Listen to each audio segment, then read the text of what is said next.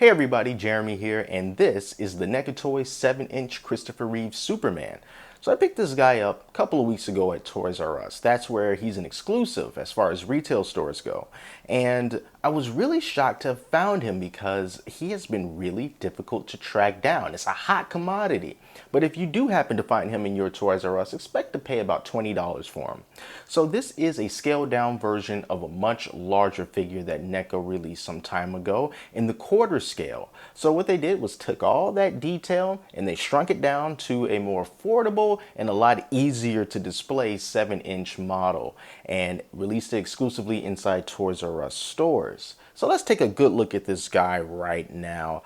So first thing that I notice about him that is really awesome for him to have is this cloth cape. It's a little bit wrinkled, but it's still a cloth, and it's a very soft cloth. It feels very good. This is the type of thing I would use to clean my glasses or like my camera lens with. It's just that soft. It's like a little microfiber towel almost. And I love the way that the Superman S came out on the back with the yellow coloring and the black lines. Is very, very clean. Speaking of very clean, the Superman symbol on the front of his chest also came out pretty nice. You can understand it can get a little bit difficult around those edges. Sometimes paint ends up being a little bit off and things might look a little bit jagged, but fortunately on my Superman figure, it came out looking just fine. Now, as far as the plastic goes, it's interesting because even though his costume is just regular plastic, the way that NECA designed it and the way that they molded it, it has all these little lines in it, and it almost makes it look like it's stretched spandex, even though it's not spandex. This is just plastic. This isn't any kind of a really this isn't a material, but they designed it in a way to make it look like that. So if you were to see Superman in person and you were to really look at his costume, you will see the little lines of the fabric all throughout his costume or his outfit, wherever you want to call it, and they used that to make this Superman pop a little bit more. And they did the same thing with the Adam West Batman that's in this exact same line. Another thing I really like about him is the hair. They nailed the hair. That's one of the most iconic features of the Christopher Reeve Superman. They got that wonderful curl going on. They got the hair going in multiple directions. It's not just in one direction. We got some hair going over to the right, some hair that's slicked back, some hair going to the left. The sideburns are done very, very well. And it's just a really good look. When you nail that curl, that classic Superman curl, you know you got something great going on here. And of course the face. It looks dead on Christopher Reeve. Looks really, really amazing. He's got that nice strong chin, and they did a really good job on the sculpt and the mold on the face. So aesthetically, this is a very pleasing figure to look at, and I really, really enjoy it. Now, the other thing that we need to talk about is the articulation. NECA has a bit of a history when it comes to articulation and figures being a bit stiff. This Superman is definitely no exception. So if you get this figure, and it might be a good practice to get into with just about any NECA Toys figure, before you really start messing around with it, get like a hair dryer.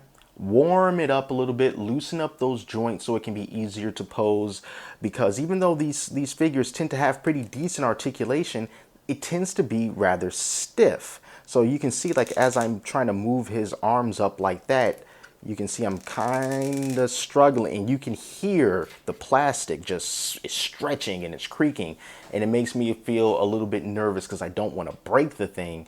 But yeah, you definitely want to take a hair dryer to it, or just dump them in some warm water, and then that loosens things up a little bit so that you can loosen up the joints. But let's go over the articulation here. As you can see, you can move his arms up. You can probably move his arms up even more than this, but it's not something that I'm really willing to do because I don't want to break him. But you can swivel the arm at the shoulder. There's also another swivel there at his elbow. It is a, looks like it's a single jointed elbow there, but that's cool. Let's just try to get the other arm to do the exact same thing. There you go. His hands here, they are on a hinge, so it can move like in and out like that. So if you want to move it back like that, you can. Or if you want to move it a little bit closer, you can do that as well. Another thing to note is the little hinge joint right here on his hands. The paint rubs off very easily, and it exposes the blue peg underneath it. So there's really nothing you can do unless you get him out the box and just don't move him at all. Once you start messing with this just a little bit, that paint is going to wear off and you can really start to see it. Right where the wrist kind of ends. So that's one thing to be aware of. A little paint cracking a little bit right there. Other little bits of articulation here. He can move just slightly at his waist. His legs do go out quite a bit of a way. That's really good. And he has a knee bend right there. It's like a single jointed knee bend here. And you can also move his boot. And he also has some pretty good ankle pivot. Now, we get a lot of talk about ankle pivot, and with some figures, like some of Mattel's figures, that don't have ankle pivot, like the DC Multiverse line. And why is that so important? Well, because with ankle pivot, it allows you to get your characters in standing poses that stretch quite far out. So you can see if I just move the ankle pivot a little bit here, you can see I can get him to stand up even when his legs are spread out that far.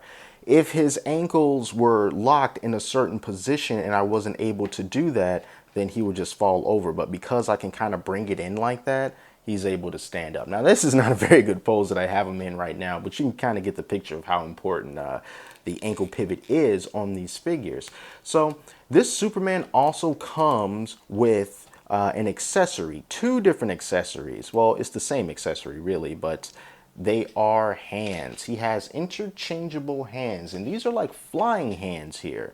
So they go on either side of him, and you can really use these when you want to get him into a flying pose, which is why I think that it's really, really a good idea to get a flight stand for this guy if you don't already have one, because getting him into that flight pose and then having him put his hands together like this and he's just flying in that classic Christopher Reeve Superman look, that'll be really cool. He has the same hinge on the hand, open hands, as he does with his closed hands, and they move up and down as well. It's a little bit stiff, but you can do that.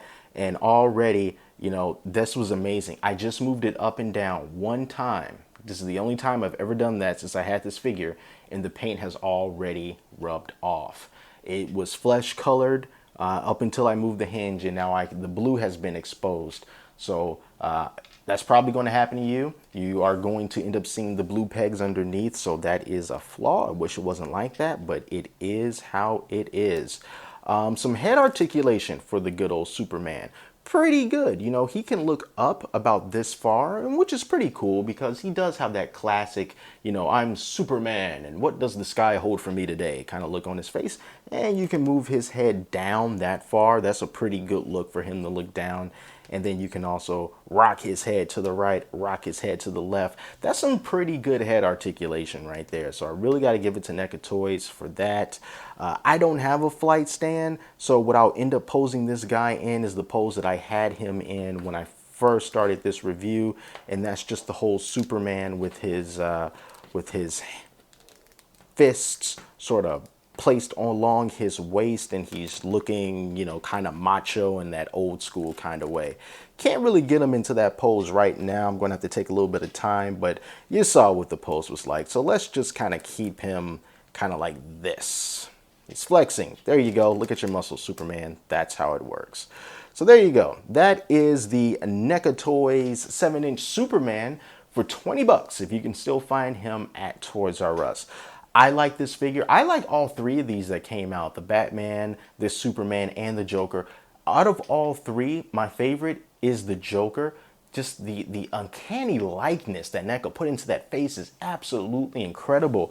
And it doesn't have the same problems like with the Superman with the paint rubbing off and things like that. But that is my favorite one. Then after that, I would have to say it's probably...